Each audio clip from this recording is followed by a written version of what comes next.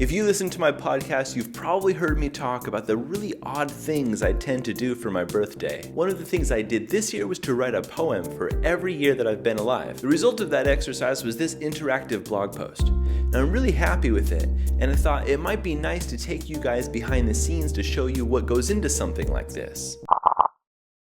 So in this video, we're not going to be coding line by line like usual. I wanted to present a holistic view of what goes on behind the scenes. You can think of this as more of a case study. Now, the first step I took, before I even had any idea of what this project was going to be, was to actually write the poems. And it took a few settings and a few revisions, but luckily enough, I chose a simple enough form of poetry to experiment with, and soon enough, I had 32 poems. Another part of my birthday celebration is something that I call a vision quest. It's really weird, I know, but the idea is I go on a walk and I don't have a destination and I don't have a timeline and I just kind of see what happens. So I walked and I read my poems and eventually along the way I started plotting the poem's sentiment on a graph. You see that? Was this a happy poem? A sad poem? Somewhere in between? Fireworks literally lit off in the back of my skull as I started connecting the dots on the graph, and I realized that what I had drawn was not just a graph of these poems, but really a map of my personal happiness, right? Over my entire lifetime. And there it was, my life's joy mapped out on a graph right before me.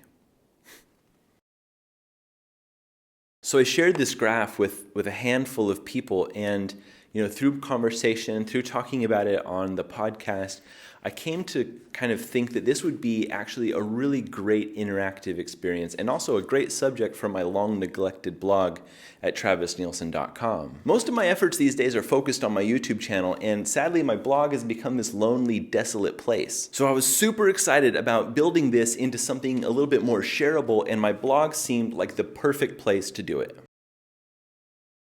So starting on the design was pretty simple because I already had this sketch already, and I made a few other sketches in my notebooks about how the poem would kind of interact with the graph. And the next step to do was to go into Adobe Illustrator and create, fill out the design itself, the look and feel of the post. I created this grid and then stylized this line with Bezier curves and inset anchor points. I had not yet designed the bubbles at all. I was saving that for the browser. I exported the illustration as a SVG and brought it into my code as a background image of a div.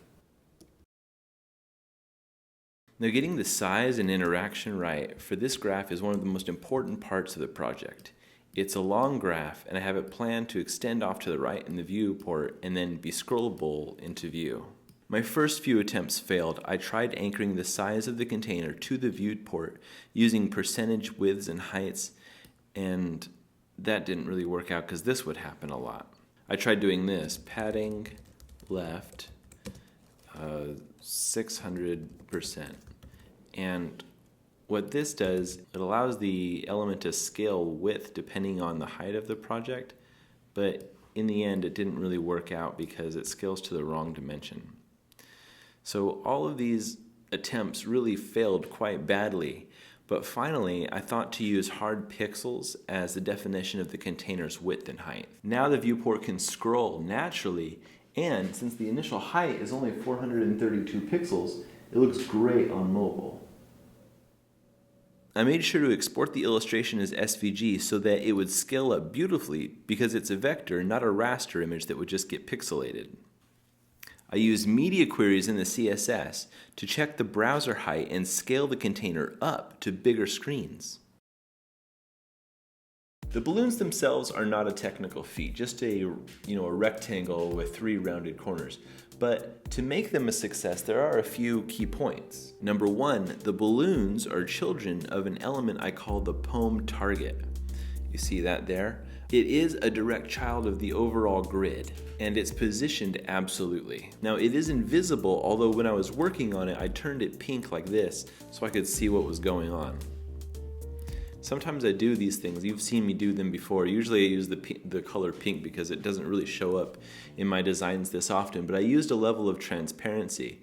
But you see how the target is so much more bigger than the point visually, because that's why we have these huge thumbs when we're doing mobile. And maybe if you're not that great at clicking on things, you have this big target area to enact the balloon. Now, a lot of time was put into the animation of the balloon. You can see when I hover over, it bounces out past 100%, down, and then finally lands at 100%. Let me slow it down a little bit. 5 seconds. I'll slow it down to 2 seconds. Now you see how it goes up far and comes down, and like it bounces in and out a little bit, maybe even too much. I don't know. Let me show you the animation that went into that. You saw me mess with this here. This is the call to the animation. I have it, the animation is called bounce open.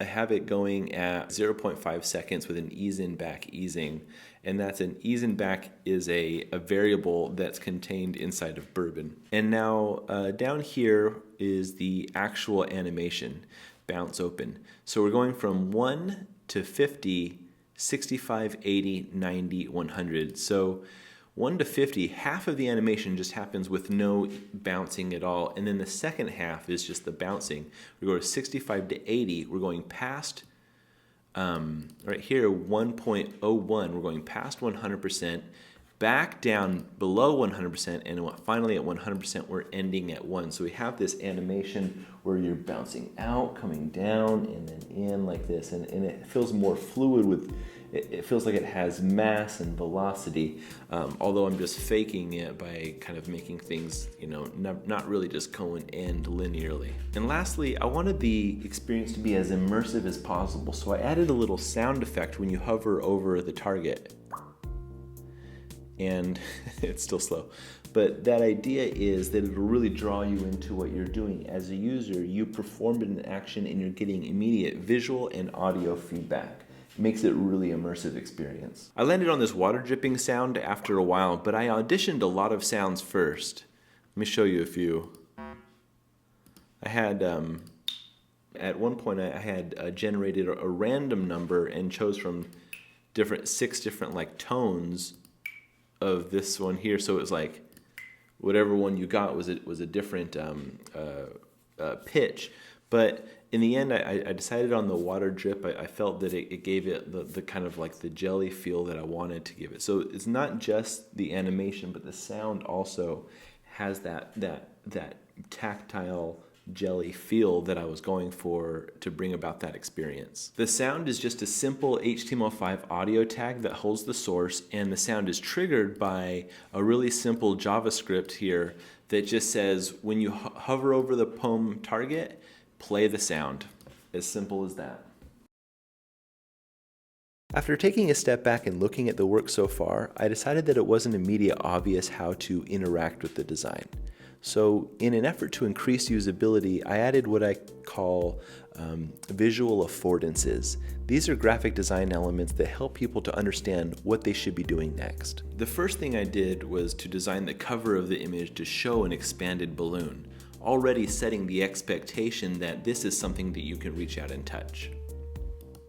Once you get into the design, I added these little blips that happen on random intervals. You can see these little animated pulses emanating out from the control points. They're there and they say, oh, click me, click me. And lastly, I added this little floating arrow here which points the way to the first node and pops out the first balloon. That little arrow is sitting there saying like, right here, buddy, you can do it. And each of these little elements, because they're animated in such kind of like a lively, personal way, they have their own language, a design language, but also this personality that hopefully will speak to the user and help them to understand what they should be doing. Another usability concern that I had was that it might be a little disorienting for some people that we have this like long horizontally scrolling layout and not the usual vertical one. So there are already a few design choices that help people to intuit this horizontal layout. For example, the graph itself runs off of the page. If you follow this line, we also have the numbers here, 0, 5, 10, 15, and you know that there's 32, so obviously they just keep going. And even the title here, 32 Years of Poetry, is intentionally very tall and very long here, and it spreads very wide, just helping people to feel that there's more on the right side of the page, and that they should make an effort to bring it in from the right into the viewport. But still, I wanted it to be as obvious as a slap in the face that this thing moves horizontally and not vertically. So I used JavaScript to redirect the downward scrolling action into a horizontal scroll. That way, it will be painfully obvious to anybody who tries to interact with this design that the movement is laterally, not vertically. It might be a bit of a surprise, but it's definitely discoverable. And lastly, I added a few icon prompts here at the top to help people to discover more about this project, or to leave comments if they wish. Did you see the way the modal bounces? That animation is reused actually from the balloons. I wanted to maintain a consistent design language throughout the entire experience. And lastly, I added a little Twitter bird up there too, that when you click it, it opens up a pre-populated tweet that you can just log in and tweet if you felt like doing me a favor and sharing this on Twitter. This has been a really fun video for me. I hope it has been for you, a breakdown of a creative project that I recently did. Now, links to the project itself live and to an episode of my podcast where I discussed, right in the middle of that creative state, what I plan to do with the poems is in the links in the description below. Those links are in the description. Check those out. I've never made a video like this before. Let me know if you liked it in the comments down below. And the DevTips question of the week is, what other designs would you like examined and broken down? It doesn't need to be a project that I've done. It can be anything that you see in the world. And if it inspires me, then I would love to take a look at it and try to break it down, see what tricks they used and how that we can recreate it. Thanks for watching, everyone, and keep on hacking.